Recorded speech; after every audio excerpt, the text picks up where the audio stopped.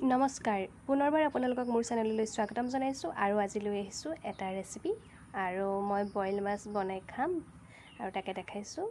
কি কাটিছোঁ এয়া দেখাই দিছোঁ।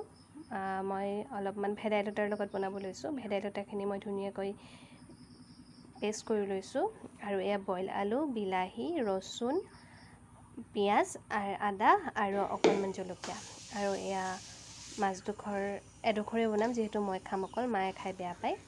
আৰু এয়া মাহঁতৰ বাবে মাছ বনাই আছোঁ, তেল দি পিনি বনাইছোঁ। এয়া কেৰাহীখন ইগন'ৰ কৰিব, তথাপিতো আপোনালোকক দেখুৱাওঁ বুলি নিজে খাই ভাল পোৱা বস্তুটো সেয়ে আপোনালোকক ভিডিঅ'টো দেখাবলৈ ল'লোঁ। মায়ে যিহেতু বইল মাছ খাই বেয়া পায় সেয়ে মই খাম বুলি এপিচ মই নিজাকৈ বনাবলৈ ল'লোঁ।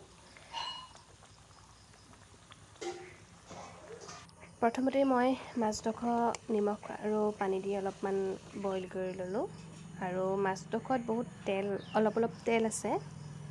তাৰ পাছতে এয়া আদা, ৰচুন, বিলাহী, জলকীয়া আৰু আলু মই দি দিলোঁ আৰু এয়া ভেদাইলতাও দি দিছোঁ আৰু ধুনীয়াকৈ উতল আহিছে। খুব ধুনীয়া এটা গোন্ধ আহিছে, কিন্তু গোন্ধটোৰ কথা ক'ব নোৱাৰিম কাৰণ সেই গোন্ধটো পালেহে গম পাব। যিহেতু মাছডোখৰ অকণমান তেল আছিল সেইকাৰণে অলপ তেলো ভাৱটো আহিছে।